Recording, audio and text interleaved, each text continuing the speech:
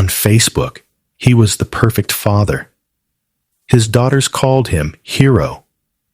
His wife was celebrating the news of their third child.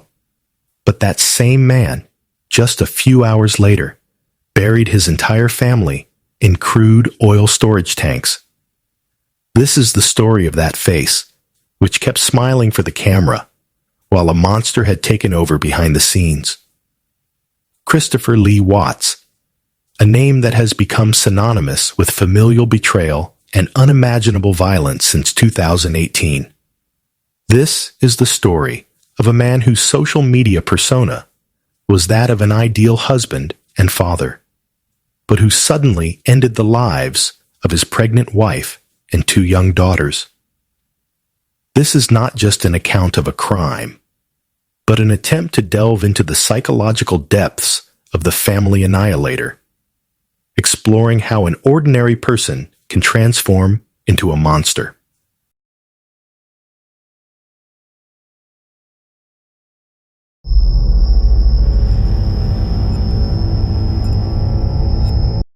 The case of Chris Watts. Christopher Chris Watts was born on May 16, 1985. He was raised in a middle-class family in North Carolina. He was the only son of Ronnie Watts and Cindy Watts. His background held nothing particularly remarkable. No deep trauma, no crisis situations. He was known as a normal, quiet-tempered person who, after an average education, went straight into working life. It was this very ordinariness that later stunned everyone, as no one had even an inkling of the darkness within him. Marriage, family, and the shadows of social media. Chris met Shanann Catherine Rzucek, born January 10, 1984, in 2010 through social media. Shanann, who had previously lived in New Jersey, had moved to North Carolina. After a simple beginning, the two married on November 3, 2012, in Mecklenburg County, North Carolina. After marriage, they settled in Frederick, Colorado, and moved into a 5-bedroom house in 2013. Bella Marie Bells Watts was born on December 17, 2013. Celeste Catherine C.C. Watts was born on July 17, 2015. On social media, especially Facebook, the Watts family's image was perfect, happy, and full of love. Shanann constantly posted about her family life, her children's antics, and her business selling products for Thrive, a multi-level marketing company. Chris worked as an operator for Anadarko Petroleum Company. Shanann Watts had carefully crafted and presented an image of her family's completely happy and ideal life on Facebook. This image was starkly different from the reality of their financial troubles, bankruptcy in 2015, and deteriorating relationship. Ironically, this online legacy, home videos, posts, texts, later became a unique repository of evidence for investigators and formed the basis for the Netflix documentary American Murder: The Family Next Door. But behind this glossy facade lay financial distress. In 2015, they filed for bankruptcy with debts of nearly $450,000.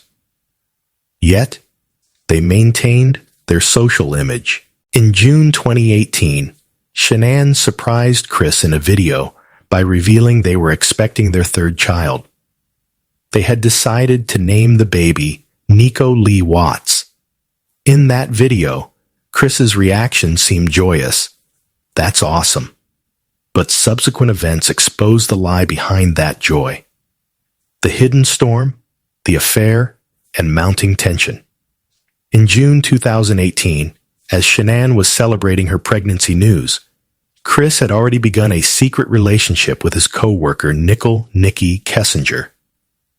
Kessinger worked in the environmental department at Anadarko Petroleum. Chris lied to her, saying he and his wife were in the process of separating and their marriage was over. During July 2018, when Shanann and the children were away for 5 weeks visiting family in North Carolina, Chris and Nikki's relationship deepened rapidly. They began going on dates, visiting Great Sand Dunes National Park, and even spending a night at a campground. Chris wrote love letters to Nikki. During this time, upon her return home, Shanann sensed a change in her husband. She texted friends, "He's changed. I don't know who he is. He hasn't touched me all week." In early August, an incident dubbed Nutgate occurred, involving a dispute between Shanann and Chris's parents over whether peanut-allergic Celeste had been given peanut butter. This created a deep rift within the family. Chris later said that after this incident, he should have ended things with Kessinger and focused on his family, but he didn't. That dark day, August 13th, 2018. On the night of August 12th to 13th, Shanann returned from a business trip. A neighbor's security camera recorded her arriving home around 1:48 a.m. According to Chris's later account, they had a heated argument during which Shanann accused him of being involved with someone else. Chris said he became enraged and strangled Shanann, who was 15 weeks pregnant at the time. What followed is even more horrifying. 4-year-old Bella, hearing noise, entered the room. She asked, "What's wrong with Mommy?" Chris told her that her mother was sick. He then wrapped his wife's body in a sheet and began moving it to his truck. Bella witnessed all of this. Chris then put both girls into the front seat of his truck, without car seats, and drove them towards the Anadarko oil tank site where he worked. That morning, around 5:27 a.m., a security camera showed him loading his truck and leaving the house. On the way, he smothered Celeste and then Bella. The prosecution stated that Bella fought for her life. The method of disposing of the bodies reveals his mental disturbance and cruelty. He buried Shanann in a shallow grave. But what he did with his daughter's bodies was even more horrific. He dumped Bella's and Celeste's bodies into 2 separate crude oil storage tanks. The hatches on these tanks were only 8 inches, about 20 centimeters, in diameter. Medical examination revealed they had been forcibly shoved through that small opening. Bella had scratch marks on her left buttock, and a strand of her blonde hair was found on the edge of a hatch. Arrest and confession. In the hours after the murder, Watts acted the part of a confused and concerned husband. On the afternoon of August 13th, when Shanann's friend Nicole Atkinson grew worried and came to the house with police, Chris gave them permission to search. Shanann's purse, medication, phone, and wedding ring were found in the house, everything indicating she hadn't left intentionally. On August 14th, Watts gave an interview to local media, pleading for his family's safe return. But his words and body language held an unnatural quality that police noted. The police investigation moved quickly. On August 15th, Watts took a polygraph test and failed miserably. Afterwards, he first confessed to his father Ronnie, and then to police, saying he had killed Shanann, but lying that his wife had smothered the girls and he had strangled her in anger. He was arrested that same day. On August 16th, he told police the location of the bodies, and they were recovered. Trial, sentencing, and another confession. On November 6th, 2018, at the request of Shanann's family, who did not wish for another death, the possibility of the death penalty was removed. Chris Watts pleaded guilty to 3 counts of first-degree murder and other charges. On November 19th, he was sentenced to 5 life sentences, 3 consecutive and 2 concurrent, with no possibility of parole. He received an additional 48 years for terminating Shanann's pregnancy and 36 years for 3 counts of tampering with deceased human bodies. In February 2019, after sentencing, Watts met with investigators and told them the full truth about the murders. He confessed that he had smothered both his daughters himself. He described how, during the roughly hour-long drive to the oil tanks, the girls were alive while their mother's body lay on the floor of the truck. He smothered Celeste first, then Bella. Life in prison, a world of fear and prayer. For security reasons, he was transferred from Colorado to the Dodge Correctional Institution, a maximum security prison in Wisconsin, on December 3, 2018. This facility was formerly a psychiatric hospital and has housed several notorious inmates. According to prison consultant Larry Levine, inmates like Watts, convicted of crimes against children, become the most despised inside prison. For his safety, he is likely held in solitary confinement or protective custody, spending 23 hours a day in his cell.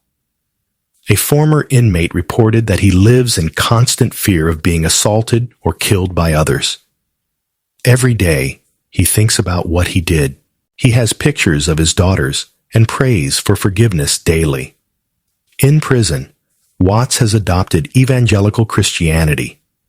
He is reportedly bewildered by the love letters he continues to receive from women and men worldwide. This phenomenon, often called hybristophilia, is common with notorious criminals. Psychological analysis, the portrait of a family annihilator. The Chris Watts case falls into the category of the family annihilator, a person who kills their entire family. According to former FBI profiler Candice DeLong, such cases are relatively rare because family annihilators usually commit suicide after the murders. Psychologists identify several possible dynamics behind such killings. Murder for direct gain, the desire to start a new life, escape financial problems, or advance a relationship with someone else. Watts told the court his actions were motivated by a desire for a new beginning, retaliatory murder, an explosion of pent-up anger against the wife or family. Watts cited Nutgate and Shanann's alleged attempts to separate him from his family as causes for this anger. Altruistic murder, killing committed by the husband after the wife has harmed herself or the children, as in Watts's initial false statement. Self-righteous murder, the belief that a better life can be lived without the family, or that the family would struggle in life without him. Chris Watts is considered a covert narcissist. He appeared calm, agreeable, and normal on the outside, but was emotionally unavailable, controlling, and under deep stress internally. After starting his new affair, he began to view his family as an obstacle to his new beginning. Watts's case was likely a mixture of several of these elements. However, as Weld County District Attorney Michael Rourke stated, he will probably never tell the full truth about why he did it. The story of Chris Watts is a stark warning that external normality is no guarantee of internal peace. It highlights the dangers that can arise when deep frustration, financial pressure, secret affairs, and a fragile personality converge. Watts chose violence as a solution to his conflicts, and he saw his family as an obstacle, not a source of love. This case has also raised questions about the role of social media. Shanann Watts presented a carefully curated image of her family's ideal life, which hid the internal discord. It reminds us that the image presented online is not always the full picture. Ultimately, Chris Watts had everything: a family that loved him, children who called him hero, and a stable job. But he destroyed it all, leaving behind a legacy filled with pain and unimaginable loss. Today, he sits in a prison cell, perhaps remorseful for his actions, or perhaps finding solace in his newfound religious faith. But for Bella, Celeste, Shanann, and their unborn son, who was to be named Nico Lee Watts, justice can never be complete. Their story is a tragic reminder that is forever indelible. Thanks for watching, guys. If you enjoyed this video, please like and share it. Don't forget to subscribe to the channel and press the bell icon so you can be the first to hear about such real-life stories.